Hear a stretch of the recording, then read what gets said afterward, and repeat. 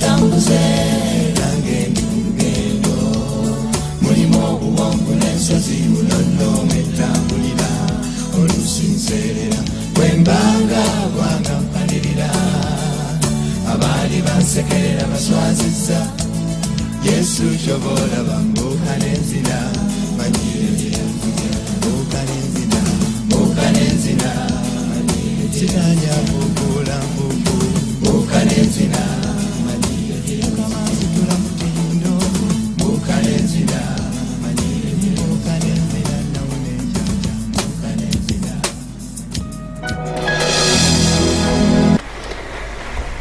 Buterevu oli ku 98 katonyeze 7 era ng'oli mu programu y'Onneŋŋanzi muwanguzi tawanika. Tuvudde wala mikwana balungi tukyagenda maaso. Oli ku 98 katonyeze 7 oli mu programu y'Enŋŋanzi muwanguzi tawanika. Prosper Junior School Day and Boarding be batuusako programu eno nga basangibwa Nabweru basangibwa Nabweru awo ku kisaawe ku 070 978 435 oba ku 03 92 964 930. Tukkiriza ekisa kya Katonda kigendera ddala mu maaso era nga Midland Parents Academy Kiwutto Kajjansi ssomero lya secondary kuva ku senior mpaka ku senior 6 ly'abawalira n'abalenzi basomesa arts ne sciences omusingi gwa bulokole bino wammanga omuyizi abifuna ku bwereere ab'ekisulo mufaliso ebitabo peni uniform eddagala ly'engatto sabbuuni ayoza sanitary pads eri abawala ekikopo essowaani abaveeka ebitabo peni uniform lanchi ab'ekisulo 54 ate abaveewaka 28 okwewandiisa 3 ennamba z'essimu 078138 6517 oba 0753 8925 35. Mami Kafeero Musumba wange tukyali ffenna musumba wange akatalekeka basingo tunakabasanza mu meeting yaabwe nina musumba tugende maaso kati musumba wange tutandise okutambula n'omwalo oyo naafuna ekirooto ekyo agenda okuzuukuka nange ngenda okuzuuka nagenda okulya omuntu ng'akuba emiranga nemubuuza kiki naŋŋamba ndoose nga ndaba ssenga wange yafa naye ng'atwebase wakati ng'ampa ennyama nga ndya. Kakati nze nali mpuliziranga nnyo Musumba Tom ng'asomesa oluusi ku TV. Kakati nenzija mugana naye munnange omanyi tulokoke. Naŋŋamba nze ndi mulokole wa Church of Uganda. Nemugana naye twandigenzeeko waliwo wempulira omusumba omu asomesa ebintu nga bino. Kati nange nga njagala okujjayo kiri ekyange emabega kubanga Mukama bwe yaŋŋamba nti genda emutundwe sajja. Kati ne mugamba tugende emutundwe. Kati nenzijukira naki n'oli mukwano gwange Sembata John nga nkubira essimu ng'angamba nti genda emutundwe. Kati byonna bwe nabigattagatta nempulyange eddoboozi liŋŋamba Fred mugende emutundwe. Ne mukwata omwana muwala oyo ne muteeka mu mmotoka. Twasooka kujja lwa Sande tutuuka wano nga ŋŋamba awantu wabaawo okusaba ki lwa Sande ne ŋŋamba ate eno kkanisa ki etabeera mu kusaba lwa Sande. Omwaka ogwo meka 2016 2014 awo ngegenda kuggwako 15. Kati nemuziramu ne ŋŋamba nti omanyi tujje. Kati ne batugamba bwe mba mwagala mujje lwa Mande mwezi ennaku eza bulijjo. Kati olw'Emmande nga mugamba nti omanyi nagenda nenkola. Kati bwe ngenda okukola nenvaayo ku mulimu ssaawa nga 9 nenzija speed ne mugamba jjala tugende ku church. Tugenda okutuuka ndowooza zaali zigenda nga mu ssaawa 10-11 tutuuka service egenda kuggwa tetwabitegeera.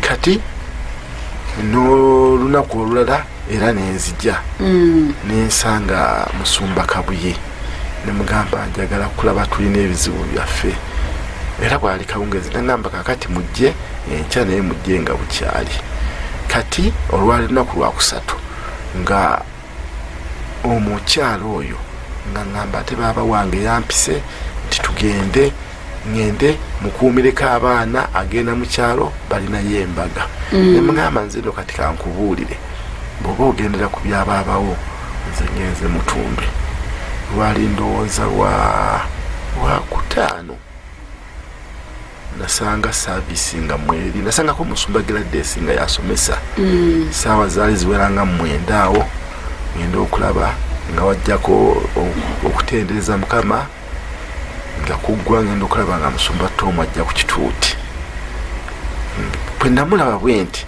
nemujjukira kubanga namulaba nga ku TV kati bwe mujjukira n'atandika okubuulira n'abuulira n'aŋŋamba nti naye wano waliwo omwami omwozze wano Mukama Katonda akugamba omukyalo oyo gw'olina si mukyalawo era bw'onoogondera eddoboozi lye agenda kutambula wamu naawe kubanga abantu twali bangi mu kyaki teyajjayo muntu yenna nange nga tusaba nga kusaba kuggwa kwagwanga saa 12 nga nzira waka wange omukyala asaamulekaayo naye wali emabega nga Daddy Tom yagamba nti n'omukyalo oyo tomuleseeyo naye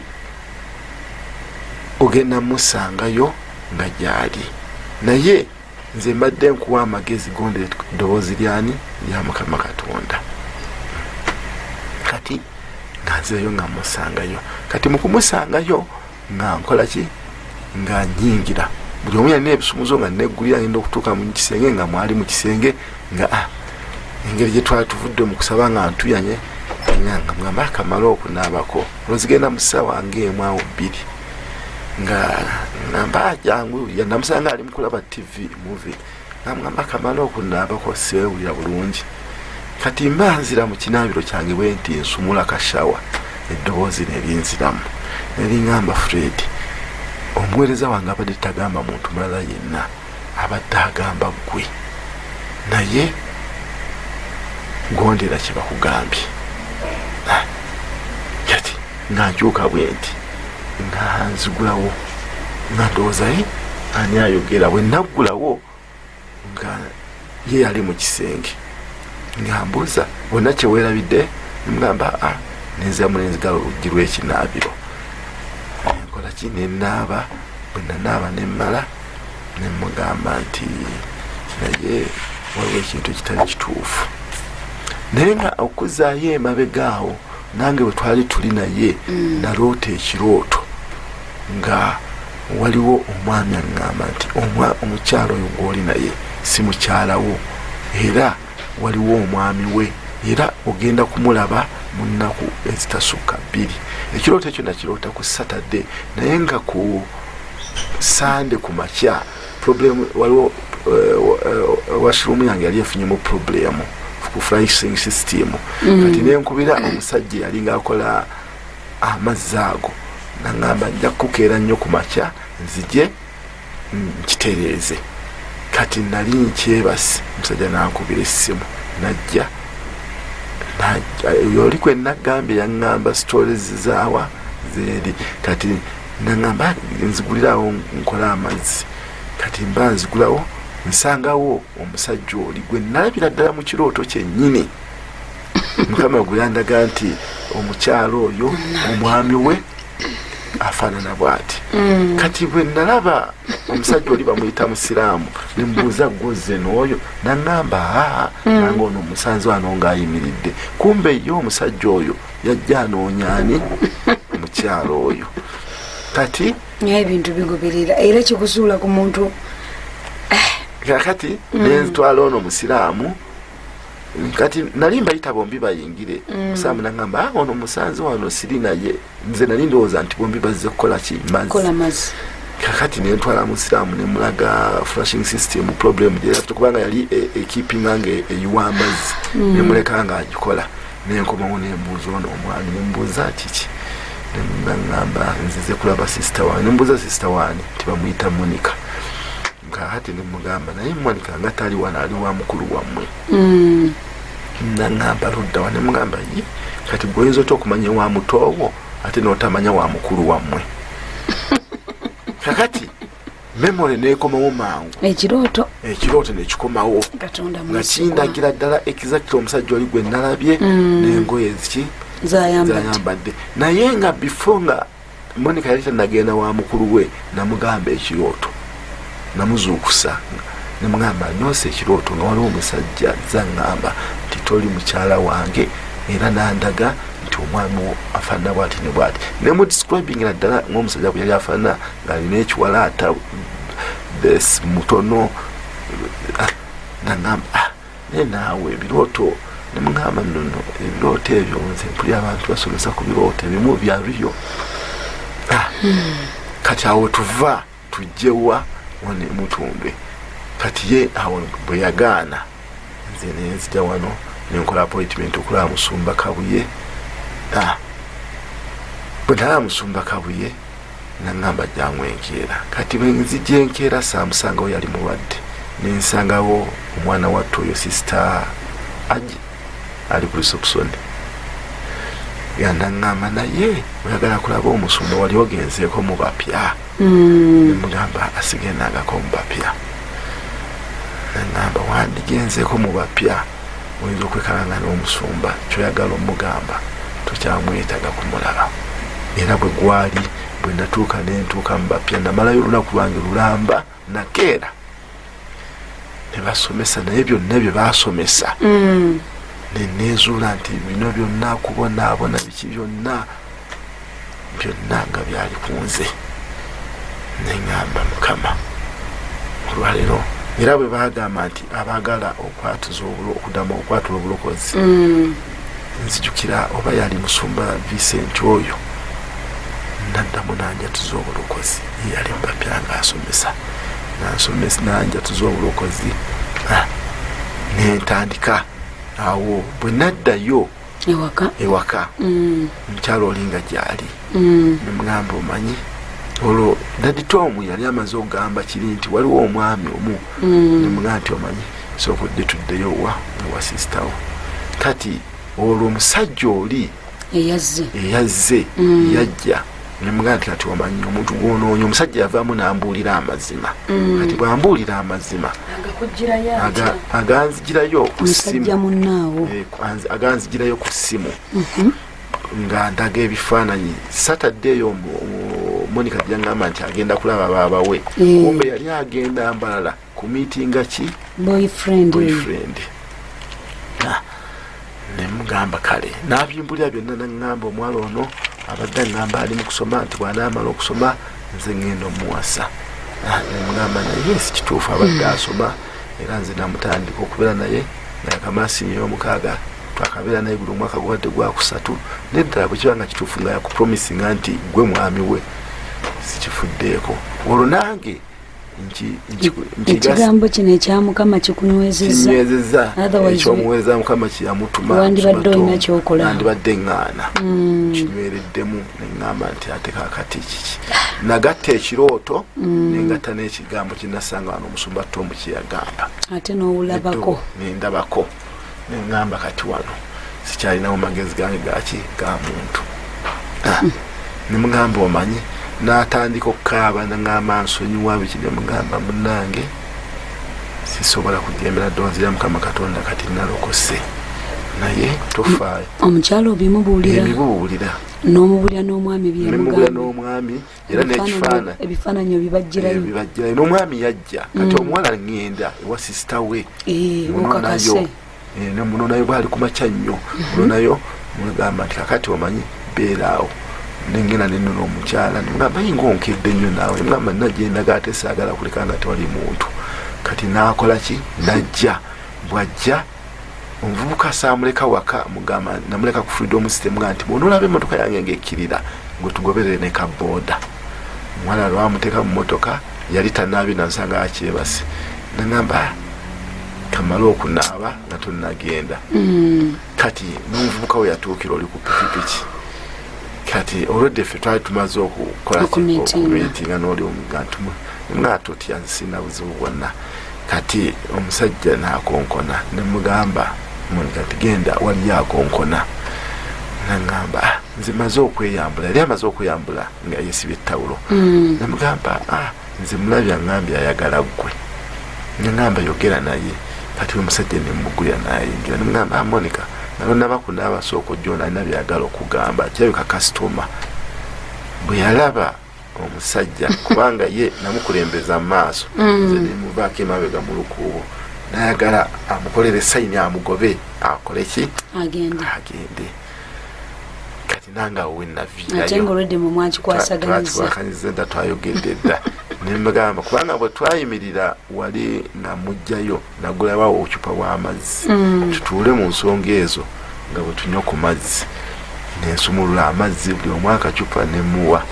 Omwana n'atandika okukaaba neyeetonda neŋŋamba gwe sikwagala ono ye mwami wange yabadde nange ebiseera byonna yamperedde okumalako yunivasite. Nemugamba naye kituufu naye nange nafunye eddoboozi lya Mukama Katonda si gwe mukyala wange tofaayo byonna byenkuyambye kankuze ewa sisitawo nemuteeka mu mmotoka. Naye wali dadi yagamba nti era ojja kukebera mu wardrobe kubanga alina wardrobe ya wooden wardrobe sayidi emu yaliye sayidi emu nga yange nga n'ebintu byo byonna tebikyalimu muki mu nyumba omwo era nga bwe yakyogera bwe kyali. Nemukwata ebyalimu ebitono nembiteeka mu mmotoka. Ekibi sisita we saamusangayo naye oluvannyuma olunaku olwokubiri sisita we najja n'abimbuuza nembimulaga bulungi nemulaga ebifaananyi nemugamba oyo yaŋŋambye ajja wano yagenze kugenda mbala omusajja yazze nanumba wano ng'ajja amunoonya.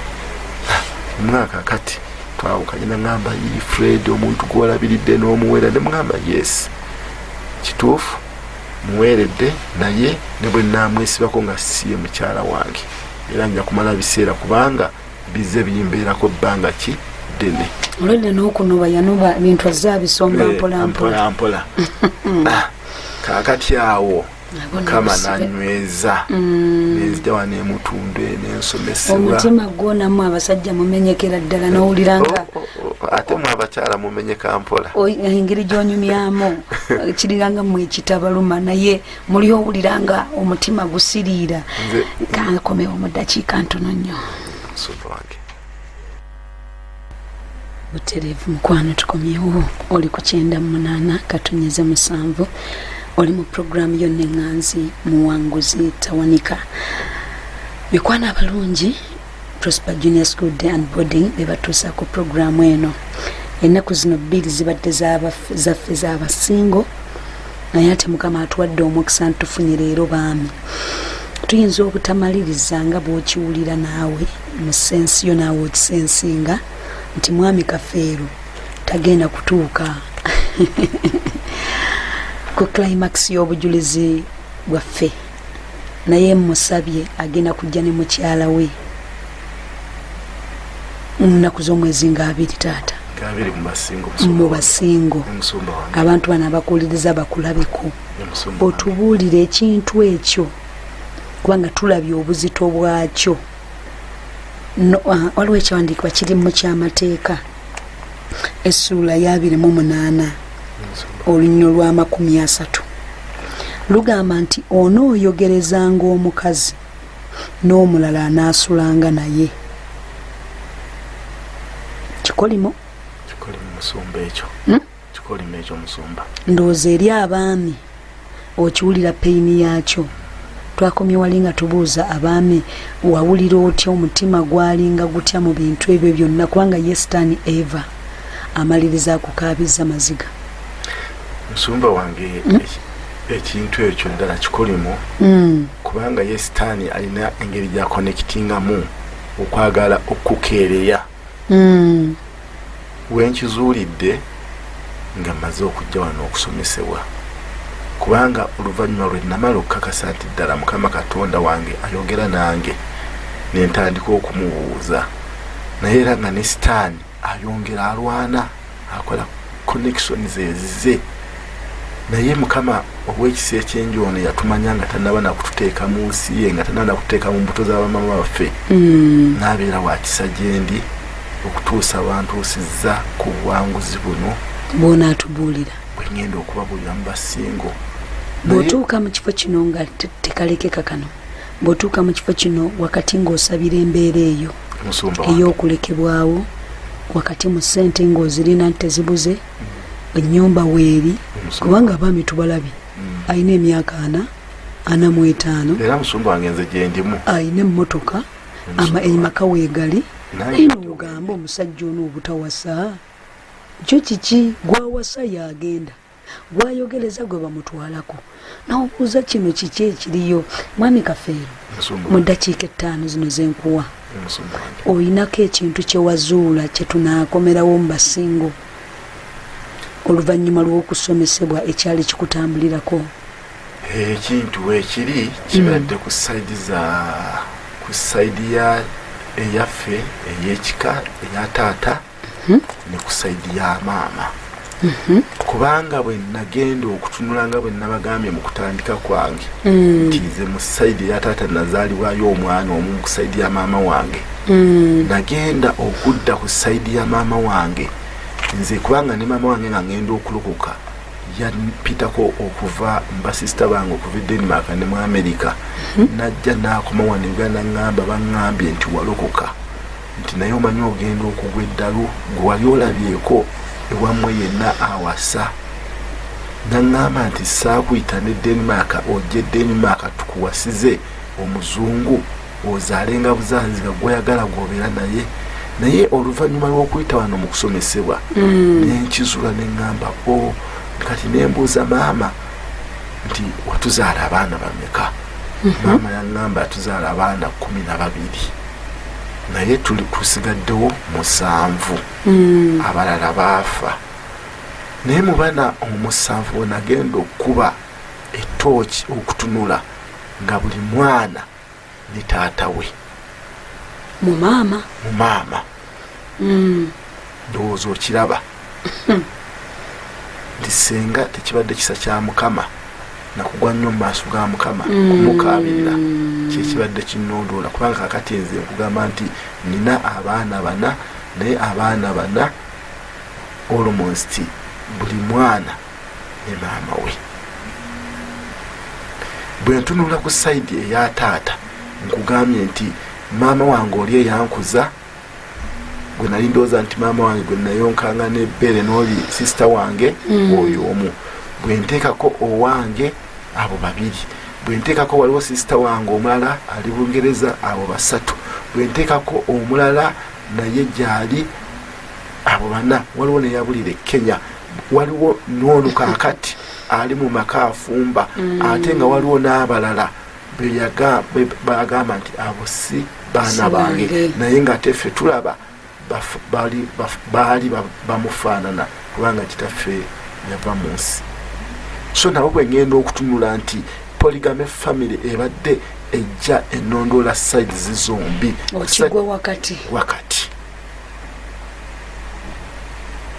nti senga tekibadde kisa kya Mukama Katonda kiyanteekako nankubira ekkubo awataali kkubo nansuula emutunde wano nengwa mu kusomesebwa kwa wano nange nansangiddwa nga nkoze eki nga ngenze nga ngudde mu busibe obwo, naye Mukama ow'ekisa ekingi bwe natuuka emutunde wano ate nga gwe bakulekawo bulesi nga bandekawo bulesi ne bakulekerebbwa ng'ate n'ensawo oluusi bagirese nga baagala kugikaliza, naye Mukama Katonda ono ow'ekisa ekingi akuba lipeeya talema tayerabira baana be bamukaabiridde nti we nali awo nampa gaalo nga embaga eyange nzeera buli muntu yenna yeewuunya, naye abamu ab'enganda zange abali ebweru basisita bange baŋŋamba ng'oyanguyiza nnyo ebyokuwasa speed nze omuwala oba omukyala wange kati namulaba mu mwezi ogwokusatu Mukama yamundaga nali ŋŋaanyi nga bwe mbagambye nti sitaani naye abaako naye kye kyapanga olwo nga nina omwana embooko ayaka natambula naye okuva 2015 ndokose ne 2016 tutambula naye tunoonya mukama naye nga bwe mumanyi okusomesebwa kw'emutundwe wano obuuza mukama n'ekirala kinnasookera ddala okutya bwe natuuka mu bapya mu kusomesebwa nentiira ddala ekigambo ekyokukwata ku mita box era nensiba zipa okuva lwe nayatula obulokozi saddamu kukikola mpaka lwe natuuse mu bufumbo obutukuvu nempona ekintu ekyo nentambula n'omuwala oyo era omuwala oyo abanga gyali ampulira mukama amuwa omukisa naye mukama nayogera naye lwakuba akadde katukutte tujja kyogerako mu basingo musumba wange wona bonzikiriza wenja okutandikira nti mukama yayogera naye ng'amulaga nti sinze mwami we nange nga ndaga nti sinze mubeezi we naye netuwakanisa nga fe abantu ab'ensi omubiri naye oluvannyuma mukama katonda yampa ekyawandiikibwa mu Zabbuli 128 ako ke tujja okutandikirako mu basingo. Mikwana abalungi, engalo n'akaloolo, mwami Kafeero, empeto girina wano omusumba wange ku mukono ng'ennaku z'omwezi nga 8 Desemba ewaayo embaga yange kimu kyonna nekitambula bulungi. Amiina. Ekitiibwa n'enkidiza mukama katonda ow'ekisa ekingi. Amiina. Mukwana abalungi, abategeera olugendo luno bo balutegedde mu ngeri ey'enjawulo, naye kyangu nnyo ekintu kino okubeera nga kiri ku sayidi yo nga ggwe omukyala ate ne kibeera ku sayidi yo nga ggwe omwami. Kye nagambye si nsonga oba oweza emyaka 45 oba obadde mu bwasinga emyaka emeka, naye Katonda akyasobola okuddamu n'akukuba repair. Emyaka gye nalabiramu mwami Kafeero nalabanga musajja mukulu nnyo ddala, naye olwaleero kijaana nakiyita ndooza bwentyo ega Katonda alina engeri gyakomezaawo. Amiina. Akuba lipeeya mu dakiika ntono nnyo ndooza amasimu nga 2. Hallo munnange. Nalo wangi taata mukama yeebazibwa wekitiibwa yeebazibwa kama ompeeza omukisa omwamuzi waffe twala akaaliyo yamanya ebimufaako oba yamwesenya okuva mu kintu kigenda mu aboola nga babadde bangi taspecifyinze nekimanyi bakyaliyo wonna ndowooza. Maama w'abaana oyo yali yafumbirwa yazaala n'abaana abalala naye nga tali mu Uganda muno, akolera Dubai. Hallo munnange. Hallo.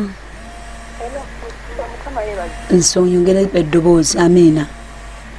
Mukama yeebazibwa. Awe bwekitiibwa. Bannange twebaza Katonda ku lw'omuwanguzi waffe ow'olwaleero. Bannange bw'abanga Katonda ayambye n'oyo nange kaŋŋuma omwoyo. Amiina. Buli olwo nange nenzija mu studio nange nenjulira Katonda mbadde mmanyiiza akiyiseemu nzekka. Naye bw'aba Katonda asomosezza oyo nange kantuuze nniya. Amiina. Mukama abanfeera omukisa, Mukama awe nnyo omuwanguzi waffe omukisa. Nnyo pasatto omugulu amutunde banne mutundwe yo yafuuka maama yafuuka taata bwegamba Mukama agaziye mutundwe ensi yonna agirye kubanga erina omugaso. Amiina. Mwebale kuweera. Amiina. Hallo. Hallo. Wangi munnange. Nsumba jjajja Mukama yeebazibwe. Awe bwekitiibwa. Omuwanguzi waffe Mukama yeebazibwe nnyo. Awe bwekitiibwa Omunazaalesi. Neebaziza Katonda banayo okukuwanguza. Kitiibwa kya Mukama. Neebaza nnyo Katonda Mukama eyakuyisa mu ebyo mbutuufu okubeera kwanimu ate nemwesika amadayi. Ekintu ekyo kinneewuunyisiza naye Mukama alina amaanyi. Ekitiibwa n'ettendo tubiddize Mukama ye mulwanyi w'entalo zaffe. Mbajjajja nkwagala nnyo Mukama akuwa omukisa nsigadde champion musaasi. Amiina championi. Wangi munnange. Hello. Hello. Amina, twebaza Yesu. N'omuwanguzi waffe naye mulamusiza. Naye nkulamusiza nnyo. Kakati nze Ssegenyi Frank nga ndi musumba ndi Blown Ministry. Naye mpuliriza obujulizi. Neebaza Katonda nti gyali Katonda awanguza. Asinaye kyeyayitamu oba ekyamutawaanya nange kumpi nga kiringa kyekyantawaanya mu maama taata nga bwe yakigwa wakati nange we nali nakigwa wakati naye tulina Katonda omulamu tulina Katonda aw'amaani. Weebaza musumba jjejje ne yonna olw'okututeerawo pulogulaamu eyo kubanga ejjuukiza obulamu bw'abantu tuyigirako tufunirako nnyo obujulizi. Mukama abampeera omukisa n'ekintu kyenjagala omubuuza saategedde bulungi mu magye yavaayo ati yawummula amagye akyaliyo yavaayo atya saakitegedde bulungi. Mwebale kuweereza Mukama wampeera omukisa. Amina. Katugatte wano olwakadde. Hello. Wangi munnange. Yesibazibwe Pastor Jeje. Ayo bwekitiibwa. Yesibazibwe omuwanguzi waffe. Awo bwekitiibwa Mukama Katonda nannyini eggulu n'ensi. Amanya Victoria okuva wano Nateete. Ebaza Mukama olw'omuwanguzi waffe. Mukama yeebale kuwanguza. Kitiibwa kya Mukama. Mbadde mbuuza nti bali eri bamaama bo bakyaliyo. Bamaama bange abo eyanyoosa ku bbeere ye yafa. Then ono anzaalira ddala waali n'abalala ba step mother bonna bakyaliwo. Kale tunaakimaliriza omu yekka asigadde. Alo. Ayi wekitiibwa mukwano.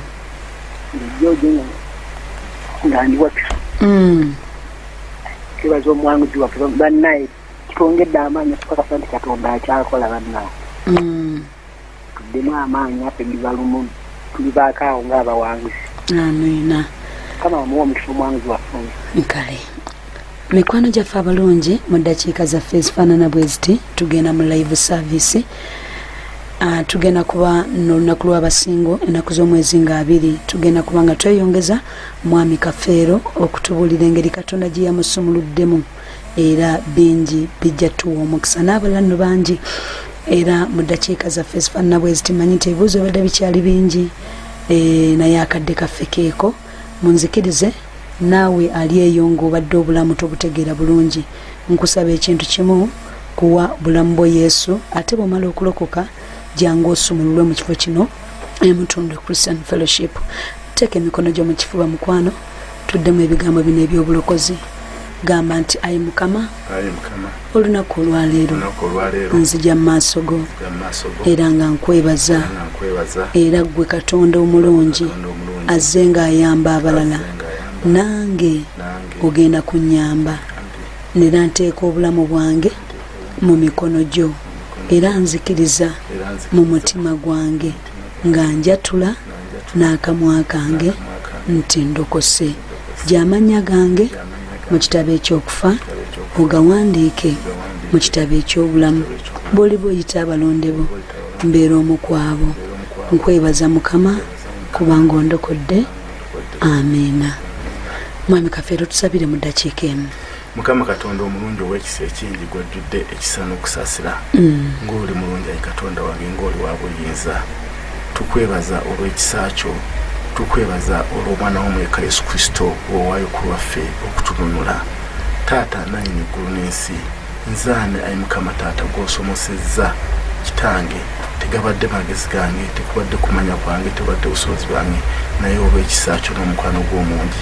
Taata nannyini eggulu n'ensi nga w'ekitiibwa n'okw'amatendo taata nga bw'okoledde nze ebyekisa n'okusaasira mpaayo bannange bonna abali mu busibe ng'obwo bwe badde batalina bakumanya lekayi Mukama Taata nga bw'ayogerako nange taata sikulagira naye nga nkusaba busabi obakyalire nga bwe wankyaliranga ate ayi Mukama Taata obakubire ekkubo awatabadde ekkubo basobole okutuuka ayi Mukama Taata okusumululwa okulaba omukono gwo okulaba ekisa kyo mu linnya lya Yesu Kristo Mwana wa Katonda omulamu. Amina era amina. Mikwano abalungi bwetu butambudde wiiki eno, nzikiriza nti wiikendi egenda kubeera nnungi gy'oli era ng'amannya nsigadde ndi Juliet Juko Jeje wamu n'omuwanguzi waffe Fred Kafeero. Mbeere bulungi. ebadde puroguramu omuwanguzi tawanika wano ku 98.7 emmere y'omwoyo gwo ng'ebadde kutuusibwako Prosper Junior School bakafulu mu kusomesa abaana balina daycare nursery saako ne primary nga basangibwa Nabo okumpi n'ekisaawe.